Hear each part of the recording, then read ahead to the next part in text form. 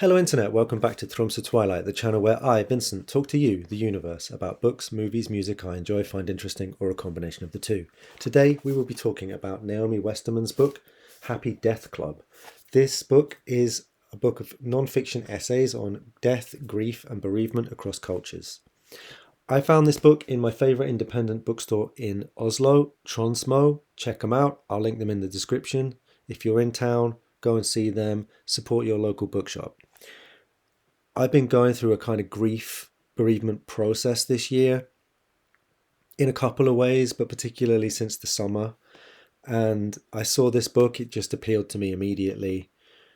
I also generally tend to like books about obscure or taboo topics. And I didn't know Naomi Westerman, but it turns out that she's a British playwright with quite a traumatic and unconventional background. Had I known that, it would have appealed to me even more, since I used to write plays myself, and I'm always interested in the work of people who don't come from the privileged middle classes of the United Kingdom, who are the people who are most of the kind of culture scene in the UK, unfortunately. So Naomi Westerman's parents both died prior to her writing this book, and the first couple of chapters are loosely about that. The first one, which is called The South London Rat King, is an essay about body disposal and how bodies have been disposed in different cultures or different countries. She talks about burial, about cremation, and about cryogenics. She also talks about something that I found really appealing, which is apparently you can get your ashes treated in a particular way that you can get them put into a coral reef to help the reef regrow. I don't know whether that is environmentally sound, given that you probably have to fly them out there as well with the carbon footprint and everything, but it was certainly very poetic and appealing to me. And speaking of poetic, Westerman talks about how she keeps rats. They're her friends, it seems, and when they die, she buries them in her father's grave, which is this plot of land that she has paid for. She says that one of the reasons that she does this is to play a joke on future archaeologists who will wonder, who was this man who was buried with all these rat skeletons? In the second chapter, she describes how she takes her mother's ashes to different parts of the world and puts them in rivers or leaves them places, scatters them around. I think her mother didn't get to travel, and so Westerman, who travels a lot with her work, takes her around the world. Something that's very charming about Westerman when you hear these things about her is that she kind of approaches the world in the same way that a conceptual artist would approach the world. Like this thing of burying the skeletons or taking the ash around the world, it's almost like an artistic act or strategy, but she's not really doing it for an audience. You get the sense that this is something that she's developed in order to cope with her difficulties and in order to find a way of relating to the world that makes sense to her, kind of bringing something poetic and creative into something difficult. She has a chapter about movies and about grief as a trope in contemporary horror films. She talks particularly about how it's always a woman who's died or a woman who's grieving, and she applies a kind of feminist lens to the horror genre in general. Reading horror from a feminist perspective is not something that is unusual, and I don't think Westerman does anything particularly new or exciting here, but it's not terrible. She also has a chapter about true crime, which is pretty engaging, pretty entertaining. And maybe my favorite chapter was one about these dinner parties or meetings, a kind of club that people have created in the UK and in America, where bereaved people come to talk about death together. I didn't know about this, and I didn't really ever think about how it's very difficult to find a place to talk about death. I mean, I experienced this a lot when I was younger, and I thought a lot about death, that it was kind of a taboo and people didn't want to talk about it.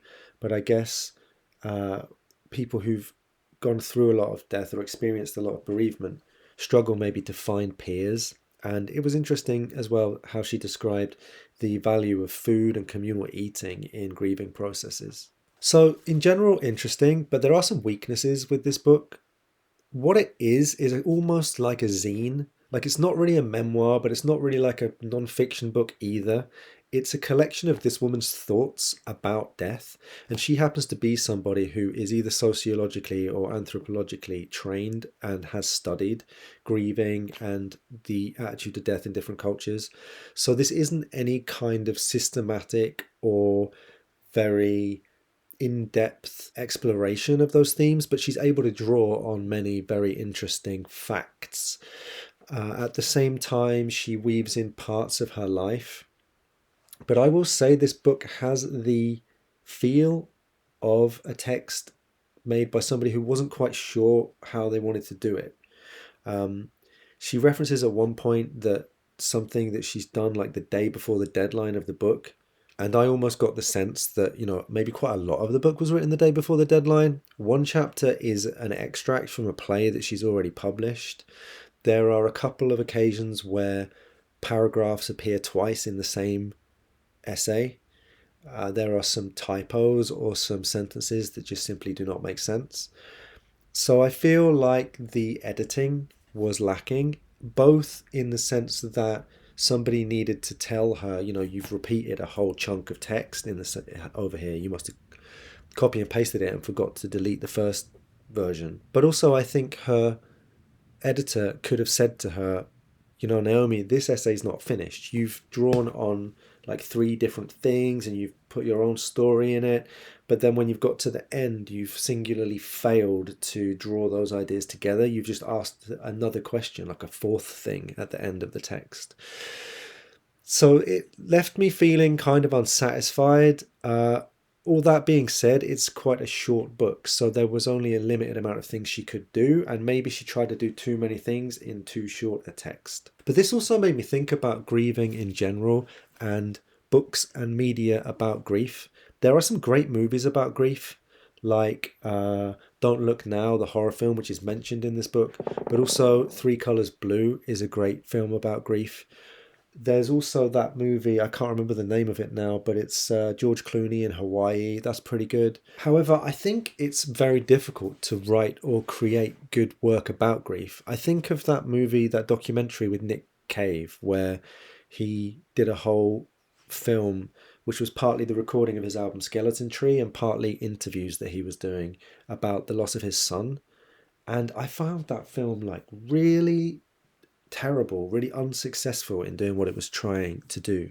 There's also the book H is for Hawk, which was like another memoir about grief, a person who started doing falconry to cope with a bereavement. Started great, but kind of really went off the rails for me, in my opinion. One book that I think is really, really good on bereavement is Julian Barnes' Levels of Life. I think that's really successful. And I also personally really like Catcher in the Rye. I know it's a very divisive novel, but for me, Catcher in the Rye, if you read it as a novel about grief, which is what I think it is, it's a novel about bereavement, then it's very beautiful and very painful and very effective. So I guess that leaves me wondering, what movies or books do you think are good that deal with these topics, with death, with bereavement, with grief? I'd love to hear from you with your recommendations or your own experiences around it. I've just thought while I was talking, if you noticed that I was a bit, I think, up in my thoughts, it's because I also remembered Electroshock Blues by Eels. The album is so beautiful, and that's also an excellent piece of work about grief. He lost several members of his family around the time that he made the album, Mark Everett of Eels, and it's particularly influenced by the death of his sister. So jump in the comments, let me know either if you've read Naomi Westerman's book, what you thought about it, if you've seen her plays, are they any good, or especially let me know your thoughts about media and books that deal with these topics.